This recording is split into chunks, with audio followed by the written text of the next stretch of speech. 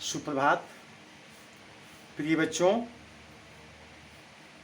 पिछले क्लास में हम लोग शीर्षक भेड़े और भेड़िए के अंतर्गत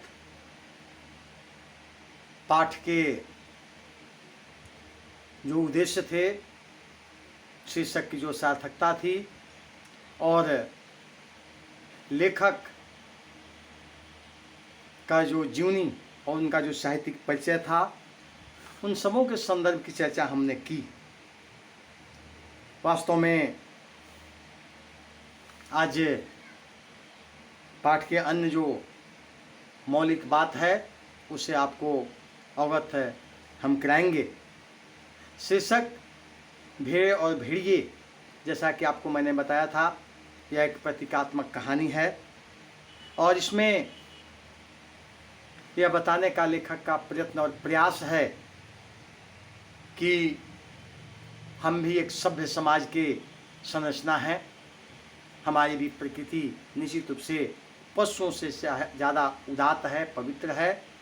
बौद्धिक क्षमता हमारी ज़्यादा उत्कृष्ट है।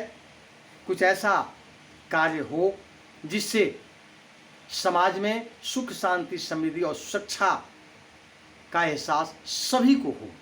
तो इन बातों को रेखांकित करते हुए हम पाठगत अन्य बातों के नज़दीक जाने का प्रयत्न करते हैं। एक बार एक वन के पशुओं को ऐसा लगा कि वे सभ्यता के उस स्तर पर पहुंच गए जहां उन्हें एक अच्छी शासन व्यवस्था अपनानी चाहिए और एक मत से यह तय हो गया कि वन प्रदेश में प्रजातंत्र की स्थापना हो।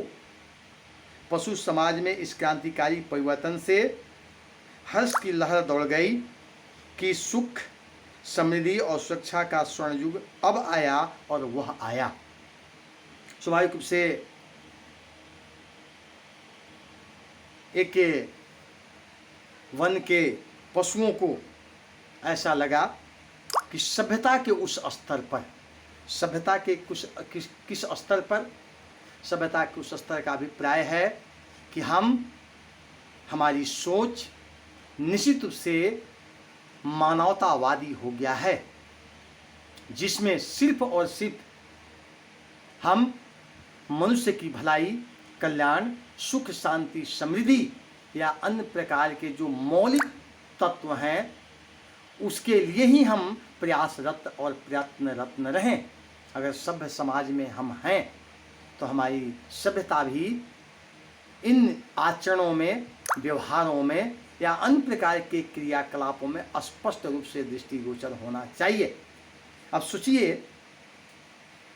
पशु समाज और वो भी वन के पशुओं को एक बार ऐसा लगा कि हमारी संस्कार और सभ्यता और संस्कृति सबसे उत्कृष्ट शिखर पर है और एक ऐसी व्यवस्था अपनानी चाहिए, एक ऐसी शासन व्यवस्था अपनानी चाहिए जिसमें एक जीव को दूसरे जीव से डरने की बात न आए। निर्भीक, निडर, अहिंसक जीवन जी करके और एक श्रेष्ठ मानवतावादी संसार की स्थापना की जानी चाहिए।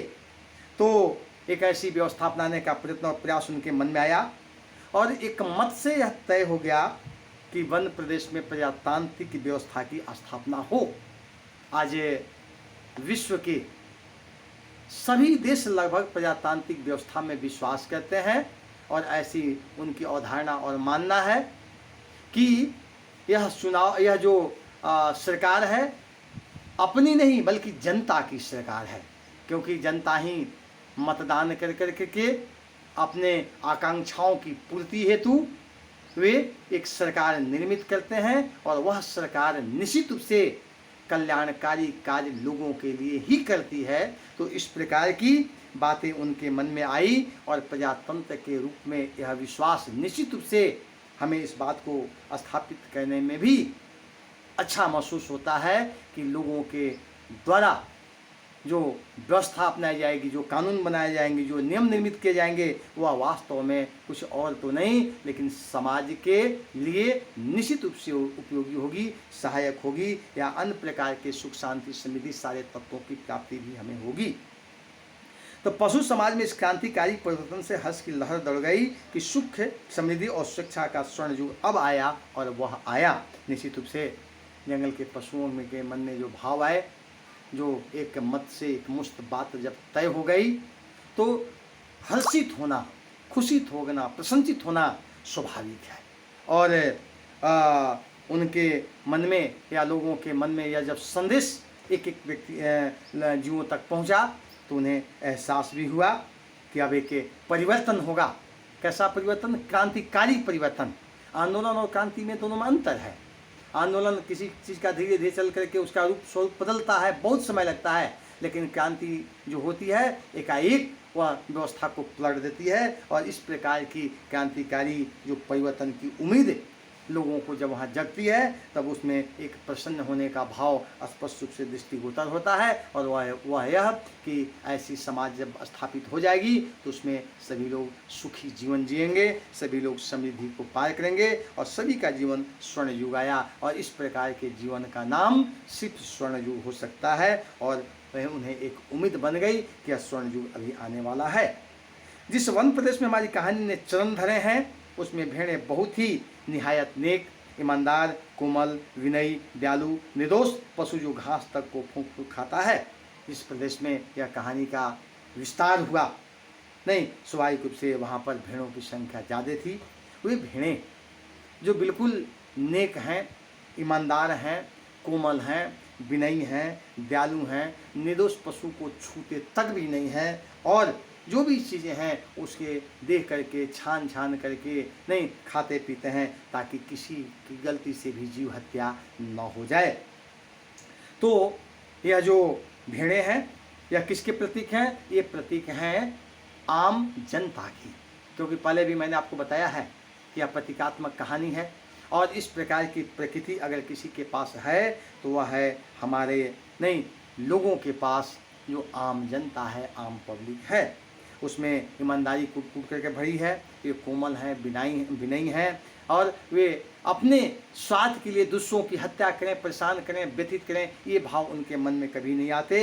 इस प्रकार से भेड़ों के मन में भी इस प्रकार की भावनाएं नहीं आती हैं।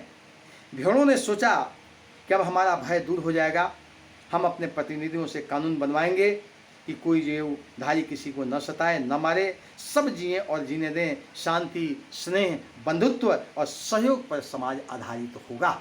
यह सबसे उत्कृष्ट सोच है उनके मन में, नहीं कि वे अपने प्रतिनिधियों को चुनाव करेंगे अपने मत के द्वारा, और उनसे ऐसी कानून बनाएंगे जिसमें यह बात निरूपित होगा कि कोई भी जीव किसी जीव को न सताए, नहीं, और एक ही मूल मंत्र होगा, हम जिए और दूसरों को भी जीने दें, जियो और जीने दो। यह मौलिक विचारधारा होगी हमारी प्रकृति का, हमारे सोच का, हमारी संस्कृति का, हमारी सभ्यता का और हमारे जीवन शैली का। तो स्वाभाविक रूप से और यदि इस प्रकार के भाव आएंगे तो शांति तो मिलना है, स्नेह तो होना है, बंधुत्व का भाव स्थापित होना है, और यह जो सकारात्मक सहयोग की जो बात है उसमें किसी भी प्रकार की कोई गलती नहीं होगी। इधर भेड़ियों ने सोचा कि हमारा अब संकट काल आया, भेड़ों की संख्या इतनी अधिक है कि पंचायत में उनकी ही बहुमत होगा। अगर उन्होंने कानून बना दिया कि कोई पशु किसी को न मारे तो हम खाएंगे क्या, क्या हमें घास चरना सीखना पड़ेगा। स्वाभाविक रूप से इस कहानी में दो जानवरों की बात की गई है, एक भेड़ का और दूसरे भेड़िए का। भेड़िया इस प्रकार की उनके क्रांतिकारी परिवर्तन सोच से उनके मन में आया कि यह तो मेरे लिए बहुत बड़ी मुसीबत का समय आकर के खड़ा हो गया। आखिर खाने के लिए, क्षुधा तृप्ति के लिए कुछ साधन तो चाहिए, और उनका साधन क्या है?